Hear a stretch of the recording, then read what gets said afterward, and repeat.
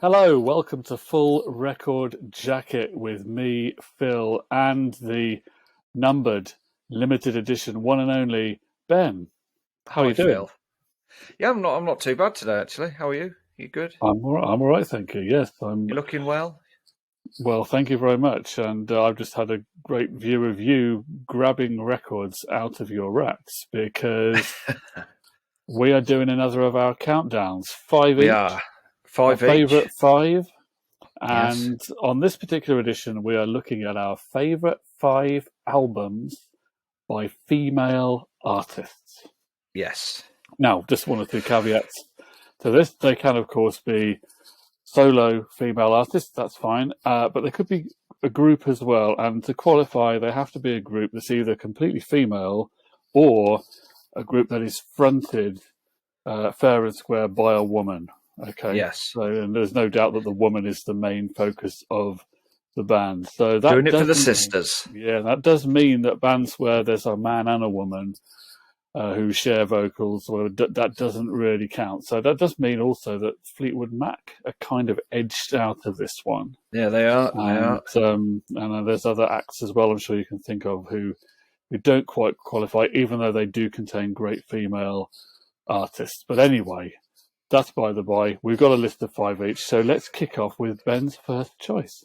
Oh, am I first? I'm always first. Why am I always first? Right, number five. And for most people, this is probably it's a bit of a curveball on my part, but it is a former girl band group singer thingy, whatever her name was, debut solo album from 1999. It's Melanie C's Northern Star. So I remember the album coming out. I remember the title of the album. I never heard it, but yeah, it's the I would say its biggest downfall is also its biggest strength. The fact that it's kind of got a scattergun approach on genres because it jumps from rock to trip hop to a bit of punk to a bit of R&B, and then there's a bit of crossing over. But it's produced by, well, a lot of it was produced by Nick Knowles, who produced one of my favourite albums of all time.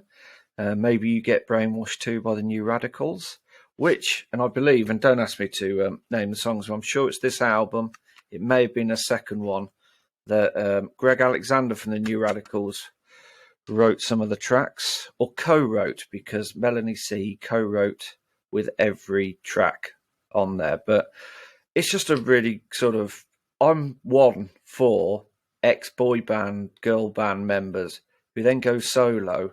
I always kind of buy their first record just to see what it's like. And to be fair, good album. It's not my favourite, but it's up there because it's got a little bit of everything. And it got re-released on vinyl in 2022. They only released a limited number of them. It's a four-sided vinyl. Only three have music on, and the fourth side has got the rear artwork etched onto the disc. But just for its diversity and it's sort of trying to be indie-ish, it's just a really good pop crossover record, really, Phil. So that's number five on my list. Bit of a curveball from me, but we're all allowed a guilty pleasure. we're allowed a guilty pleasure. And these are albums I've gone for ones that I genuinely have with all of these, listened to these a fair bit. So they're genuine ones that I do like, and I'm not put, I've not put classics in there to try and look cool or anything like that. No, that's what I've tried to do. Genuinely And with have. this one, in the day, in 1999, I did listen to this quite a lot. So probably not so much recently. I probably haven't put it on for at least 10 years. But in the day, this was a good album. Give it another go. So that's Ben's number five. She can certainly sing. I'll give her that. So Ben's number five, Mel C, Northern Star. So what's my number five? Ooh, what's in your My bag, number Phil? five is a band fronted by, I'd say she's one of my favourite female singers of all time, and I think one of the coolest female rock stars of all time. It is the debut by The Pretenders. Ooh, I almost went for that. Yeah, so yeah, I mean, what can we say about the Pretenders? We all know Chrissie Hynde. This, of course, the original lineup of the Pretenders with James Honeyman Scott on guitar and also Martin Chambers on drums, who's still with Chrissie. He's the only other original member who's still in the band. Pete Farndon was on bass. Pete Farndon and James Honeyman Scott, of course, the two who died not too long after this album was made, and she still sort of pays tribute to them every time she does a gig. But this was the album that introduced us to Chrissie and the guys, and it's still a fun one. Produced by Chris Thomas, who worked on in his very early days worked on the Beatles' White Album, and also produced Elton John's records and Pink Floyd. I think he produced The Dark Side of the Moon. So and the Sex Pistols. So Chris Thomas, quite a pedigree producer. It's the Pretenders. It's great fun. There's some quite punky stuff on here, as well as the hits like Brass in Pocket and Kid, and little bit of naughty language from Chrissie as well. But there we go. That's my number 5, The Pretenders, the debut album. No, good What's album. number 4 for you, Ben? Well, number 4, let me delve into my sack. Number 4 for me is, it's a bit of a classic for 1971, possibly one of the ultimate breakup albums, I suppose. But it is Joni Mitchell, Blue. Stripped back, pure folk rock, breakup album. I think she just split up with Graham Nash, I think it was. Or was I think she that's dating correct, yes. I think that's James correct. Taylor? She may have been dating at the time. But it's just good, simple rock. I mean, to be fair, when I first got it, it's a bit like Morrissey and people like that. It took a little while for me to get into her voice and that. But I do like my lyricists, and she's a very good lyricist. And it's just a very simple, good album. And I know it's a classic, and it gets voted by a lot of people on the interweb as the greatest female album of all time. It is one of my favourites. It's up there. But yeah, if you like simple folk rock with a heartfelt twang, Joni Mitchell Blue, it's where you want to be. Yeah, it's one of those indestructible classics. I think it is often on these lists, but it doesn't take away from it. And it's also got a song on there which has now become a kind of de facto Christmas song, which is River, I believe. Yes, yeah. It's just a very simple album. It's that simple. Doesn't even have a track listing on the back. So there you go. There you go. No, good album. That's my number 4, Joni Mitchell, Blue. Well, that leads quite nicely into my number 4, because this is an artist who I think must have had some influence from Joni Mitchell, because she's a New York folk singer who started as a folk singer-songwriter, came from that kind of background. Another one who's very lyrical, very artistic. But this was a little bit of a departure from that sound for her from 1992. This is Suzanne Vega and 99.9 Fahrenheit degrees, as she pronounces it. Not degrees Fahrenheit. It seems the Americans call it Fahrenheit degrees, or maybe she just does that in this particular song. So there's Suzanne Vega. Now this album, I think Suzanne Vega is one of these singer-songwriters who's not necessarily known by a lot of people, or she's certainly overlooked by a lot of people. She's made a lot of albums, about 9 or 10 albums, I think. And she's known for maybe 1 or 2 songs. One of those being Luca, which you may have heard, which was a pop hit in the late 80s, and it's got some quite dark lyrical content when you actually listen to what's behind the attractive tune. And then, of course, there's also Tom's Diner, which was a hit in a remixed version, DNA featuring Suzanne Vega. That's the song that was originally an a cappella song. But those were her 2 biggest forays into the charts, I think. With this album, I actually saw her live at the time of this, and give you an idea, there's a song on it that she performed through a megaphone. It's produced by Mitchell Froom, who she later married. and I think they had a child together as well, but that's by the by. But he also had worked with Elvis Costello and those kind of people, so he brought a bit of artiness to the production, and it's kind of like a folk singer doing experiments with industrial noise, kind of. Not really noisy, but just interesting sound textures and a bit funky and quite a departure. Although there are still some folky songs on here where she does it with just the guitar and not a lot else. But there's some really good tracks on here. And it may not be, I imagine there was a lot of Suzanne Vega fans probably didn't like this when it came out and didn't like the departure. And it's debatable as to which is her best album. I'm not saying this is her best album, but I did enjoy it at the time. I listened to it a lot, and I still think it sounds good now. So that's my number 4, Suzanne Vega, 99.9 Fahrenheit degrees. Is that her Dylan Going Electric album? It could have, yeah, that's maybe the closest she got. I don't know whether anyone actually booed and called her Judas at the concert, but they didn't at the one I saw. Oh, that's all right. That's all right. There you go. That's all right. Are we on to my number 3? Yep, it's number 3. Well, I would delve into my sack fill, but as you alluded to earlier, you did see me going through my vast collection, and the only one I couldn't find was my number 3. So just pretend I'm holding it. I suspect she's probably on the floor somewhere having a fight with a Japanese photographer.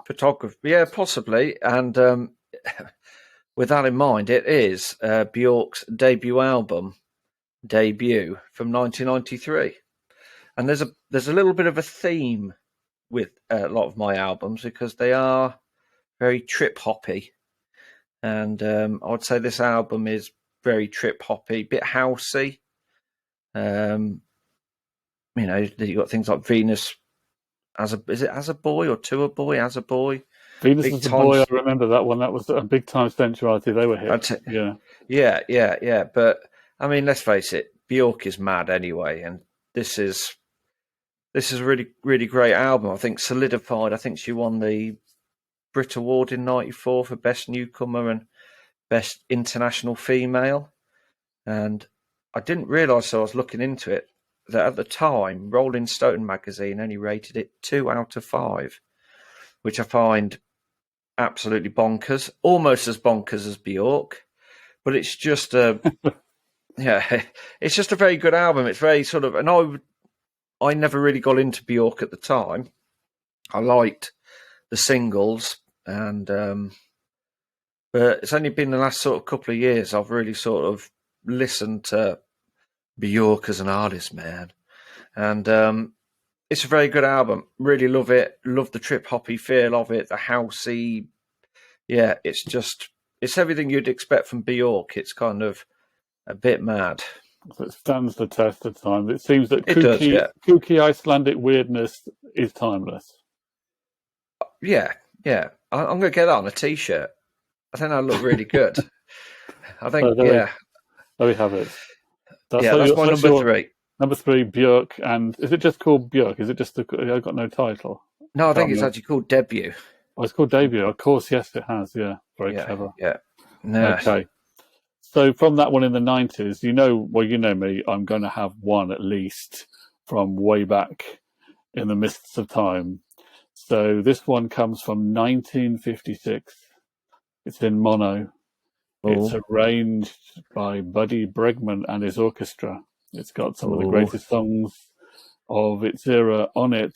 It is Ella Fitzgerald and the Cole Porter Songbook, Volume 1. There are 2 volumes of this. I'm more familiar with Volume 1, which is why I've gone for it. Picked it. And,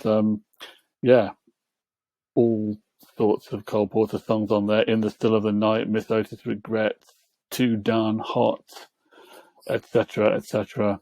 So you know the kind of thing it is. I know the vibe.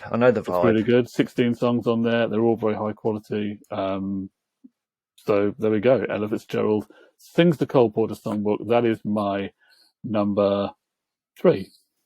Number 3. So we're down to the top 2, aren't we? This was quite a hard one for me actually to separate these. But my number 2, and I do have this in my sack. It is it's really weird, this album, because it actually has 2 barcodes on it, Phil. So, but it's 1996's Everything But the Girls, Walking Wounded. Oh, yeah. And once again, it was a sort of a departure from their, into a more dancey sort of vibe to it from what they'd done previously. I think maybe inspired by the, is it Miss You remix, the Todd Terry remix? And once again, a very trip-hoppy, trancey vibe to this album. I just find Tracy Thorn's vocals very sort of encapsulating, if that's a way to describe somebody's vocals. But it's just a really good album. And if you really want to annoy your neighbours and you've got a big subwoofer, put this on, turn it up, and let all hell break loose. But it's also very chilled. It's a typical trip hop feel, really. I think that sort of end of, you get back from the nightclub and, you want a bit of the vibe still going. But When did you last listen to it? I last listened to this January. If you'd said you hadn't listened in a long time, I would have asked whether you missed it, like the deserts missed the rain, but No, it didn't work. no. I did. I bought this towards the end of last year, and I have listened to it many times. Very good album. Really cool album cover as well. It's got some Japanese writing on it. I don't know if that actually means anything, but told you, look, barcode. So, like I said, Phil, if you want some mid-90s trip-hop, chill-out, heavy bass, Everything But the Girls, Walking Wounded is my number 2. Okay. So time for my number 2. Now, I started off with The Pretenders, a British-based band, but fronted by a sassy American woman. I've gone for another band. This is an American band fronted by an American woman, and they are the very epitome of New York alternative, punky, new wave kind of music going into the pop charts. I think you can probably guess who it's going to be. One way or another, you knew it was going to be Blondie. I almost chose that album. Parallel Lines, which is a great fun album. It's great all the way through. It's got a lot of hits on it. It's got some other great songs as well that amazingly weren't hits. One Way or Another wasn't a hit on the charts here, I don't think, and a few of the others. But what else can I say about Blondie, really? I can't really think of anything else that people don't already know.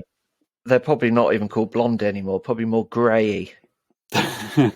Deborah Harry is of an age. They still go by the name, though, and still a great show. I saw them actually in when was that? 2009, I think it was.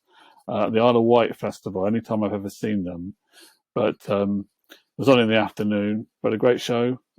Debbie still got the attitude, and one of the most iconic front women of all time. So there we are, Blondie, Parallel Lines, my number 2. Very good. I almost went for that album, so we're almost entwined. We're aligned, almost. We are. So we're down to my number 1, aren't we?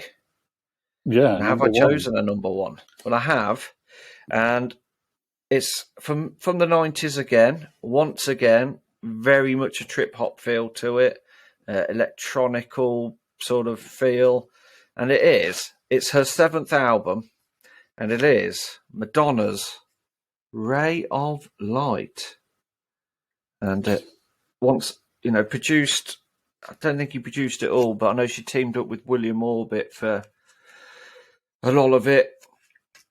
Her vocals on it are, a world away from what she'd done previously.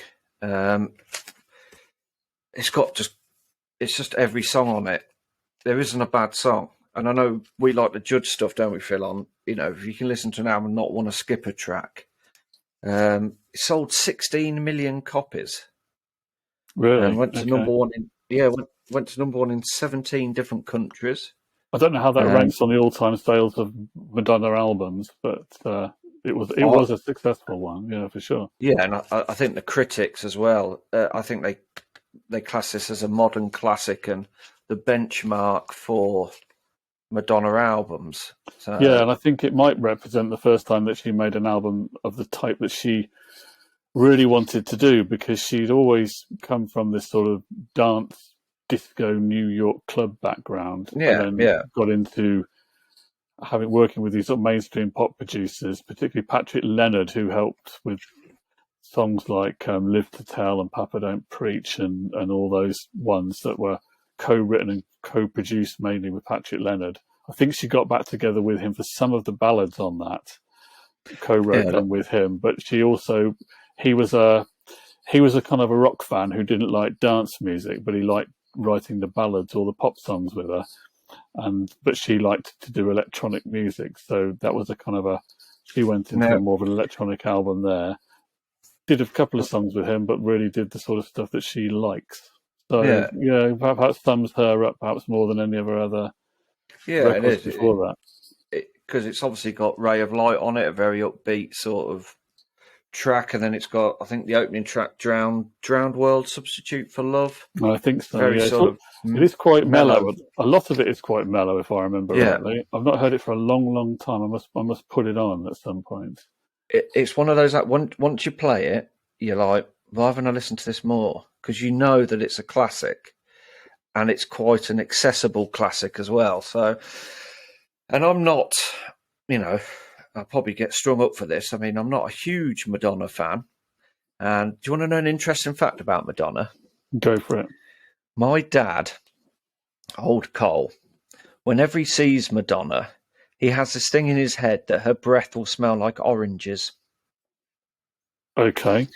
So it's not a fact about Madonna. It's just a fact that doesn't exist that my dad has put into his own mind. So Madonna, if you're watching, brush your teeth. You smell of oranges. Okay. Well, I'm putting it out there.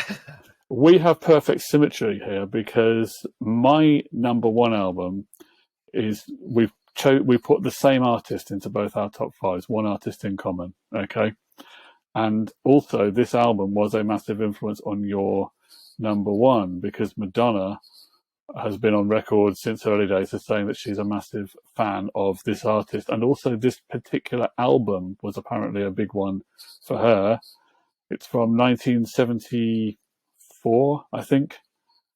Joni Mitchell, Court and Spark, which No. is, I don't think it's the first Joni Mitchell album to feature a band, because I think the one before it, called For the Roses, has musicians on it rather than just being Joni and her acoustic guitar.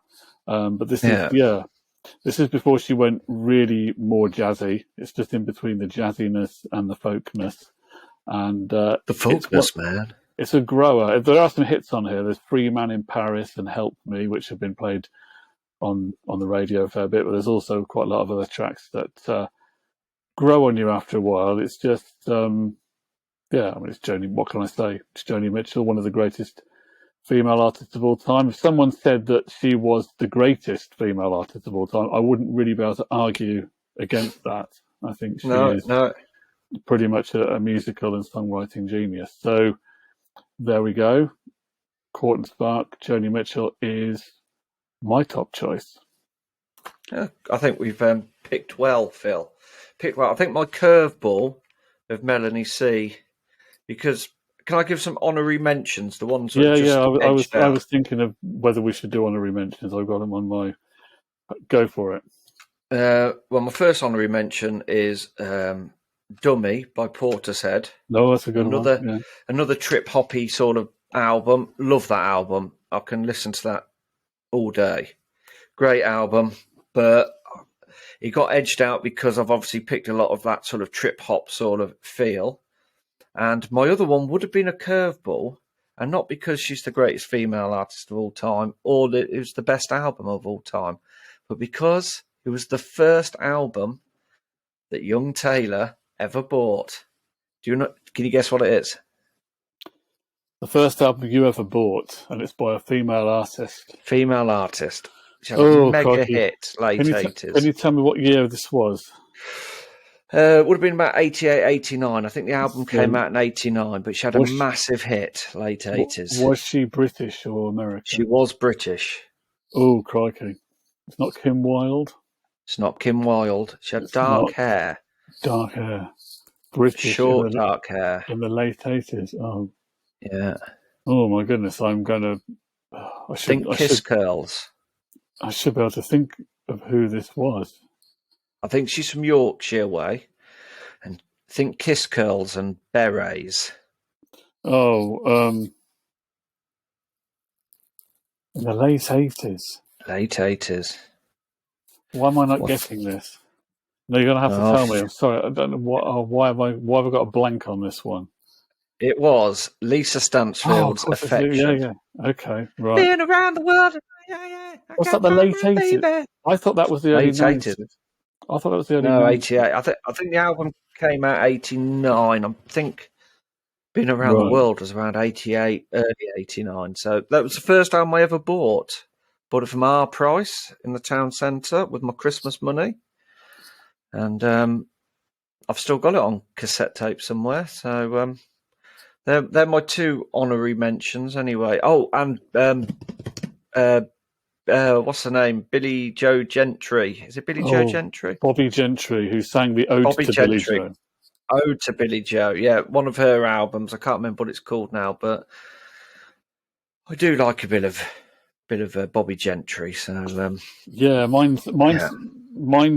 didn't have a country album in it, which is perhaps the one aspect of it that is not quite reflective of my taste, because I do like country women, but I tend not to have the album. I tend to be more playlists, and I would like to have had something by Dolly Parton or Tanya Tucker or Patsy Cline or Tammy Mary- Wynette. Mary Chapin Carpenter, a lot of these Lucinda Williams, a lot of these country women, but I couldn't come down to one album that would quite make the top 5. But there we go. And I also, more honorary mentions. I'd like to have had Nancy Sinatra in there, but I couldn't quite find an album. But I do like Nancy Sinatra. I like Kim Gordon, but she was in a band Yep. with two blokes, so that's no good. And they sang in the band. And I would like to have had Dusty Springfield and Karen Carpenter in there, because they're probably two of my favourite female singers, but I couldn't find an album that was quite a match, or the other 5 I've listened to more as an album. And I would like to have had Linda Ronstadt in there, and I nearly went for Linda Ronstadt, one of her albums with Nelson Riddle, for the sort of big band jazz kind of album, but then I went for Ella instead. So What about Liz There you go. Fair? Far, I Fair. could have Fair, had Far. Liz Fair in there, but I think I do like the first Liz Fair album, but it kind of got edged out by Christy Hind and Debbie Harry. So It's not a bad thing to be edged out by, Phil. it's not bad at all. It's So not there bad you at go. all. There Those are honorary are- mentions. Our top female artist albums. Which are your top female albums of all time? Let us know in the comments. We would love to know. We'd like to go and listen to them if we've never heard of them. So stick us a comment, leave us a like, subscribe to this channel if you like our ramblings. We keep you company on YouTube at night, do it again. Yeah. Subscribe, you'll hear some more. Thanks for watching. See us again Goodbye. next time. Smoke me a kipper.